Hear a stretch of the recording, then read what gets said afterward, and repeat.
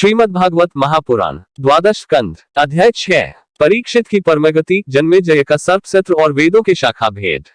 श्री सूत जी कहते हैं, शनकादि ऋषियों, व्यासनंदन श्री शुकदेव मुनि समस्त चराचर जगत को अपनी आत्मा के रूप में अनुभव करते हैं और व्यवहार में सबके प्रति समदृष्टि रखते हैं। भगवान के शरणागत एवं उनके द्वारा सुरक्षित राजर्षि परीक्षित ने उसका संपूर्ण उपदेश बड़े ध्यान से श्रवण किया। अब वे सिर झुकाकर उनके चरणों के तनिक और पास खिसक आए तथा अंजलि बांधकर उनसे यह प्रार्थना करने लगे। राजा परीक्षित ने कहा, भगवान, आप करुणा के मूर्तिमान स्वरूप हैं। आपने मुझ पर परम कृपा करके अनादि अनंत एक रस सत्य भगवान श्रीहरि के स्वरूप और लीलाओं का वर्णन किया है। अब मैं आपकी कृपा से परम अनुग्रहित और कृतकृत्य हो गया हूँ। संसार के प्राणी अपने स्वार्थ और परमार्थ के ज्ञान से शून्य हैं और विभिन्न प्रकार के डहकों के दावानल से दग्ध हो रहे हैं। उनके ऊपर भगवन्मय महात्माओं का अनुग्रह होना कोई नई घटना अथवा आश्चर्य की बात नहीं है। यह तो उनके लिए स्वाभाविक ही है। मैंने और मेरे साथ बहुत से लोगों ने आपके मुखारविंद से इस श्रीमद्भागवत महापुराण का श्रवण किया है। इस पुराण में पद पद पर भगवान श्रीहरि के उस स्वरूप और उन लीलाओं का वर्णन हुआ है जिसके गान में बड़े बड़े आत्माराम पुरुष रमते हैं। आपने मुझे अभयपद का, ब्रह्म और आत्मा की एकता का साक्षात्कार करा दिया है। अब मैं परम शांति स्वरूप ब्रह्म में स्थित हूँ। अब मुझे तक्षक आदि किसी भी मृत्यु के निमित्त से अथवा दल के दल मृत्युओं से भी भय नहीं है। मैं अभय हो गया हूँ। ब्रह्मन, अब आप मुझे आज्ञा दीजिए कि मैं अपनी वाणी बंद कर लूं, मौन हो जाऊं और सात कामनाओं के संस्कार से भी रहित चित्त को इंद्रियातीत परमात्मा के स्वरूप में विलीन करके अपने प्राणों का त्याग कर दूं। आपके द्वारा उपदेश किए हुए ज्ञान और विज्ञान में परिनिष्ठित हो जाने से मेरा अज्ञान सर्वदा के लिए नष्ट हो गया। आपने भगवान के परम कल्याणमय स्वरूप का मुझे साक्षात्कार करा दिया है।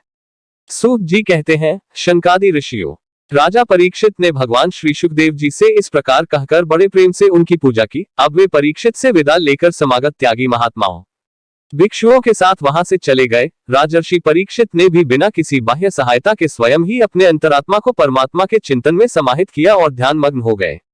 उस समय उनका श्वास प्रश्वास भी नहीं चलता था। ऐसा जान पड़ता था मानो कोई वृक्ष का ठूंठ हो। उन्होंने गंगा जी के तट पर कुशों को इस प्रकार बिछा रखा था जिसमें उनका अग्रभाग पूर्व की ओर हो और उन पर स्वयं उत्तर मुंह होकर बैठे हुए थे। उनकी आसक्ति और संशय तो पहले ही मिट चुके थे। अब वे ब्रह्म और आत्मा की एकता रूप महायोग में स्थित होकर ब्रह्म स्वरूप हो गए। शनकादि ऋषियों, मुनि कुमार श्रृंगी ने क्रोधित होकर परीक्षित को शाप दे दिया था। अब उनका भेजा हुआ तक्षक सर्प राजा परीक्षित को डसने के लिए उनके पास चला। रास्ते में उसने कश्यप नाम के एक ब्राह्मण को देखा।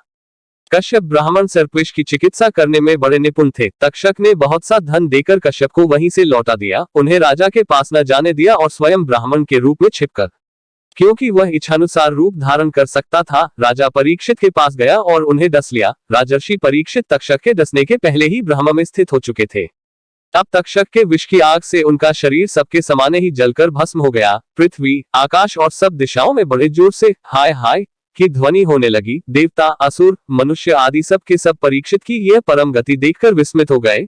देवताओं की दुंदुभियां अपने आप बज उठी। गंधर्व और अप्सराएं गान करने लगी। देवता लोग साधु साधु के नारे लगाकर पुष्पों की वर्षा करने लगे। जब जन्मेजय ने सुना कि तक्षक ने मेरे पिताजी को डस लिया है तो उसे बड़ा क्रोध हुआ। अब वह ब्राह्मणों के साथ विधिपूर्वक सर्पों का अग्निकुंड में हवन करने लगा। तक्षक ने देखा कि जन्मेजय के सर्पसत्र की प्रज्वलित अग्नि में बड़े बड़े महासर्प भस्म होते जा रहे हैं। तब वह अत्यंत भयभीत होकर देवराज इंद्र की शरण में गया। बहुत सर्पों के भस्म होने पर भी तक्षक न आया। यह देखकर परीक्षित नंदन राजा जन्मेजय ने ब्राह्मणों से कहा कि ब्राह्मणों, अब तक सर्पाधम तक्षक क्यों नहीं भस्म हो रहा है? ब्राह्मणों ने कहा, राजेंद्र, तक्षक इस समय इंद्र की शरण में चला गया है और वे उसकी रक्षा कर रहे हैं। उन्होंने ही तक्षक को स्तंभित कर दिया है, इसी से वह अग्निकुंड में गिरकर भस्म नहीं हो रहा है। परीक्षित नंदन जन्मेजय बड़े ही बुद्धिमान और वीर थे। उन्होंने ब्राह्मणों की बात सुनकर ऋत्विजों से कहा कि ब्राह्मणों, आप लोग इंद्र के साथ तक्षक को क्यों नहीं अग्नि में गिरा देते?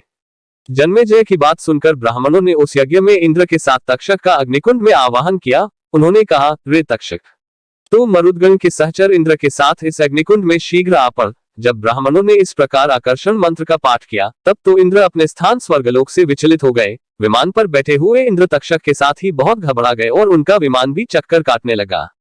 अंगिरानंदन बृहस्पति जी ने देखा कि आकाश से देवराज इंद्र विमान और तक्षक के साथ ही अग्निकुंड में गिर रहे हैं। तब उन्होंने राजा जन्मेजय से कहा, नरेंद्र, सर्पराज तक्षक को मार डालना आपके योग्य काम नहीं है। यह अमृत पी चुका है, इसलिए यह अजर और अमर है। राजन, जगत के प्राणी अपने अपने कर्म के अनुसार ही जीवन, मरण और मरणोत्तर गति प्राप्त करते हैं। कर्म के अतिरिक्त और कोई भी किसी को सुख दायक नहीं दे सकता। जन्मेजय, यूं तो बहुत से लोगों की मृत्यु सांप, चोर, आग, बिजली आदि से तथा भूख प्यास, रोग आदि निमित्तों से होती है, परंतु यह तो कहने की बात है। वास्तव में तो सभी प्राणी अपने प्रारब्ध कर्म का ही उपभोग करते हैं। तुमने बहुत से निरपराध सर्पों को जला दिया है। इस अभिचार यज्ञ का फल केवल प्राणियों की हिंसा ही है, इसलिए इसे बंद कर देना चाहिए, क्योंकि जगत के सभी प्राणी अपने अपने प्रारब्ध कर्म का ही भोग कर रहे हैं। सूत जी कहते हैं, शनकादि ऋषियों, महर्षि बृहस्पति जी की बात का सम्मान करके जन्मेजय ने कहा कि आपकी आज्ञा शिरोधार्य है। उन्होंने सर्पसत्र बंद कर दिया और देवगुरु बृहस्पति जी की विधिपूर्वक पूजा की। ऋषिगण, जिससे विद्वान ब्राह्मण को भी क्रोध आया, राजा को शाप हुआ, मृत्यु हुई, फिर जन्मेजय को क्रोध आया, सर्प मारे गए। यह वही भगवान विष्णु की महामाया है। यह अनिर्वचनीय है। इसी से भगवान के स्वरूपभूत जीव क्रोधादि गुण वृत्तियों के द्वारा शरीरों में मोहित हो जाते हैं, एक दूसरे को दैख देते और भोगते हैं और अपने प्रयत्न से इसको निवृत्त नहीं कर सकते। विष्णु भगवान के स्वरूप का निश्चय करके उनका भजन करने से ही माया से निवृत्ति होती है। इसलिए उनके स्वरूप का निरूपण सुनो। यह दंभी है, कपटी है इत्याकारक बुद्धि में बार बार जो दंभ कपट स्फुरन होता है, वही माया है। जब आत्मवादी पुरुष आत्मचर्चा करने लगते हैं, तब वह परमात्मा के स्वरूप में निर्भर रूप से प्रकाशित नहीं होती, किंतु भयभीत होकर अपना मोह आदि कार्य न करती हुई ही किसी प्रकार रहती है। इस रूप में उसका प्रतिपादन किया गया है। माया के आश्रित नाना प्रकार के विवाद, मतवाद भी परमात्मा के स्वरूप में नहीं है, क्योंकि वे विशेष विषयक हैं और परमात्मा निर्विशेष है। केवल वाद विवाद की तो बात ही क्या, लोक परलोक के विषयों के संबंध में संकल्प विकल्प करने वाला मन भी शांत हो जाता है। कर्म, उसके संपादन की सामग्री और उनके द्वारा साध्य कर्म, इन तीनों से अन्वित अहंकारात्मक जीव, यह सब जिसमें नहीं है, वह आत्मस्वरूप परमात्मा न तो कभी किसी के द्वारा बाधित होता है और न तो किसी का विरोधी ही है। जो पुरुष उस परमपद के स्वरूप का विचार करता है, वह मन की मायामयी लहरों, अहंकार आदि का बाध करके स्वयं अपने आत्मस्वरूप में विहार करने लगता है। जो मुमुक्षु एवं विचारशील पुरुष परमपद के अतिरिक्त वस्तु का परित्याग करते हुए नेति नेति के द्वारा उसका निषेध करके ऐसी वस्तु प्राप्त करते हैं जिसका कभी निषेध नहीं हो सकता और न तो कभी त्याग ही, वही विष्णु भगवान का परमपद है। यह बात सभी महात्मा और श्रुतियां एक मत से स्वीकार करती हैं। अपने चित्त को एकाग्र करने वाले पुरुष अंतःकरण की अशुद्धियों को, असत्य भावनाओं को सदा सर्वदा के लिए मिटाकर अनन्य प्रेम भाव से परिपूर्ण हृदय के द्वारा उसी परम पद का आलिंगन करते हैं और उसी में समा जाते हैं।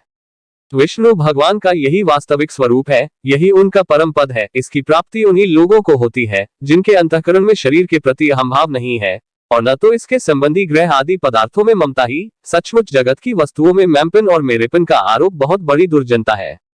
शौनक जी, जिसे इस परम पद की प्राप्ति अभीष्ट है, उसे चाहिए कि वह दूसरों की कटुवाणी सहन कर ले और बदले में किसी का अपमान न करे।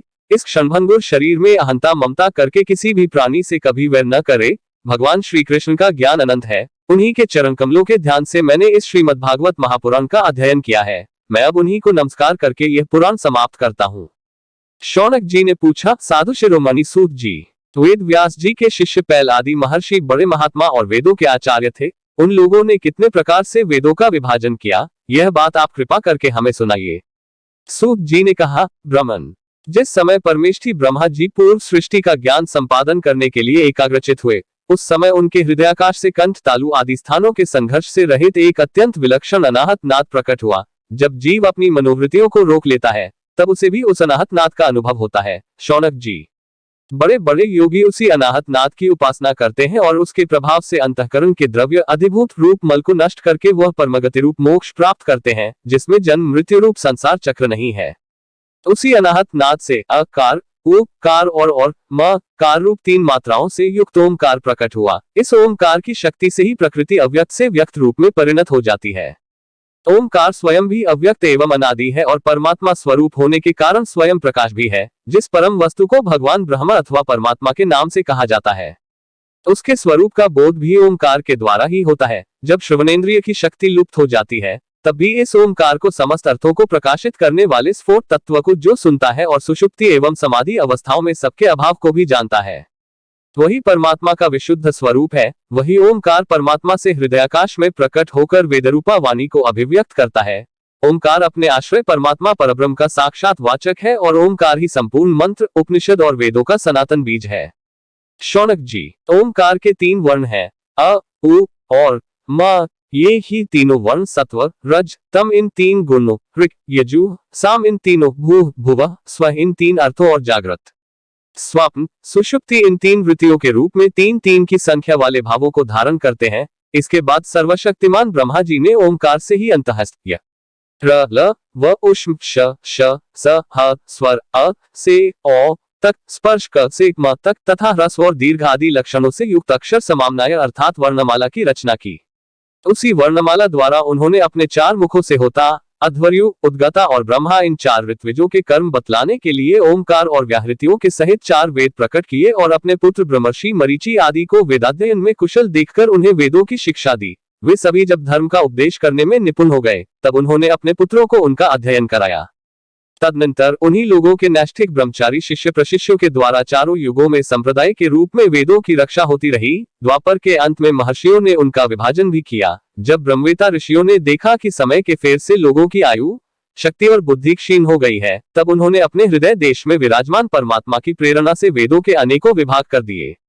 शौनक जी, इस वैवस्वत मनवंतर में भी ब्रह्मा शंकर आदि लोकपालों की प्रार्थना से अखिल विश्व के जीवन दाता भगवान ने धर्म की रक्षा के लिए महर्षि पराशर द्वारा सत्यवती के गर्भ से अपने अंशांश कला स्वरूप व्यास के रूप में अवतार ग्रहण किया है। परम भाग्यवान शौनक जी, उन्होंने ही वर्तमान युग में वेद के चार विभाग किए हैं। जैसे मणियों के समूह में से विभिन्न जाति की मणियां छांटकर अलग अलग कर दी जाती हैं, वैसे ही महामती भगवान व्यासदेव ने मंत्र समुदाय में से भिन्न भिन्न प्रकरणों के अनुसार मंत्रों का संग्रह करके उनसे ऋग यजु साम और अथर्व ये चार संहिताएं बनाई और अपने चार शिष्यों को बुलाकर प्रत्येक को एक एक संहिता की शिक्षा दी। उन्होंने बहवराच नाम की पहली ऋग संहिता पैल को, निगद नाम की दूसरी यजु संहिता वैशंपान को, सामश्रुतियों की छंदोग संहिता जैमिनी को और अपने शिष्य सुमंतु को अथर्वांगिरस संहिता का अध्ययन कराया।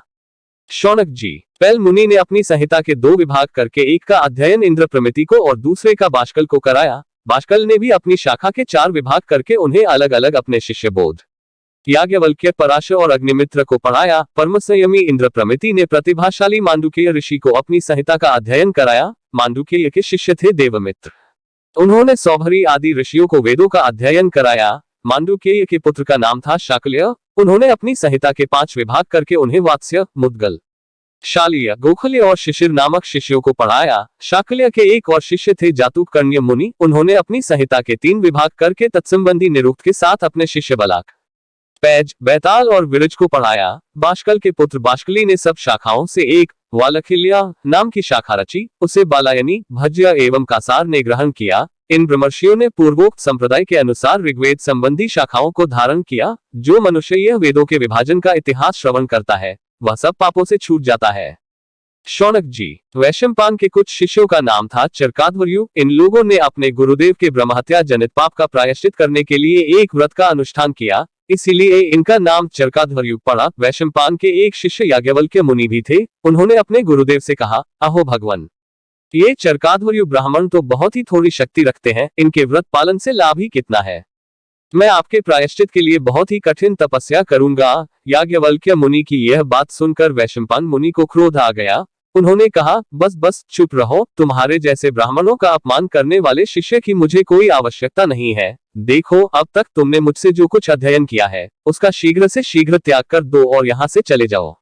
याज्ञवल्क्य जी देवरात के पुत्र थे। उन्होंने गुरुजी की आज्ञा पाते ही उनके पढ़ाए हुए यजुर्वेद का वमन कर दिया और वे वहां से चले गए। जब मुनियों ने देखा कि याज्ञवल्क्य ने तो यजुर्वेद का वमन कर दिया, तब उनके चित्त में इस बात के लिए बड़ा लालच हुआ कि हम लोग किसी प्रकार इसको ग्रहण कर लें, परंतु ब्राह्मण होकर उगले हुए मंत्रों को ग्रहण करना अनुचित है। ऐसा सोचकर वे तीतर बन गए और उस संहिता को चुग लिया। इसी से यजुर्वेद की वो परम रमणीय शाखा तैत्तिरीय के नाम से प्रसिद्ध हुई।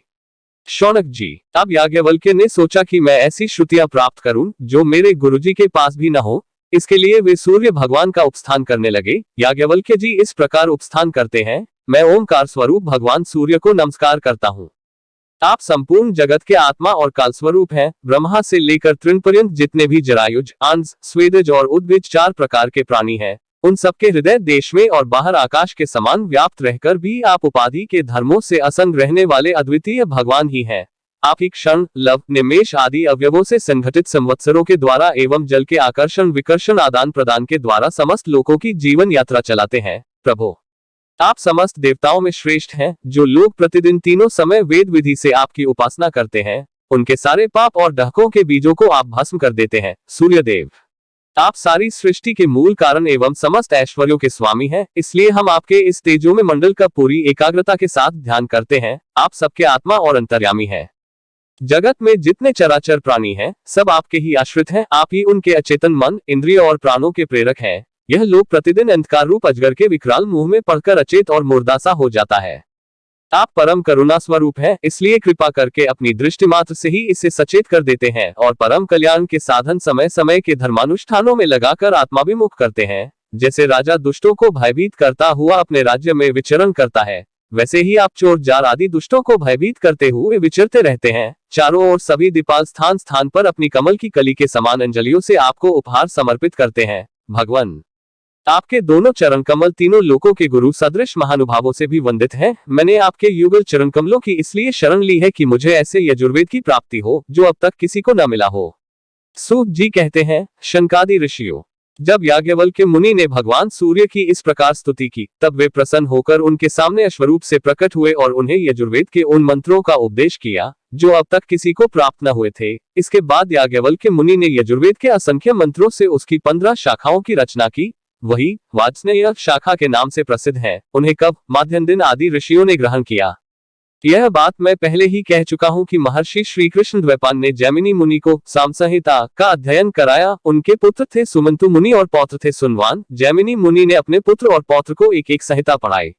जैमिनी मुनि के एक शिष्य का नाम था सुकर्मा। वह एक महान पुरुष था। जैसे एक वृक्ष में बहुत सी डालियां होती हैं, वैसे ही सुकर्मा ने सामवेद की 1000 संहिताएं बना दी। सुकर्मा के शिष्य कोसल देश निवासी हिरण्यनाभ, पौष्यनजी और ब्रह्मवेताओं में श्रेष्ठ अवंत्य ने उन शाखाओं को ग्रहण किया। पौष्यनजी और अवंत्य के 500 शिष्य थे। वे उत्तर दिशा के निवासी होने के कारण औदिच्य सामवेदी भी कहलाते थे। उन्हीं को प्राच्य सामवेदी भी कहते हैं। उन्होंने एक एक संहिता का अध्ययन किया।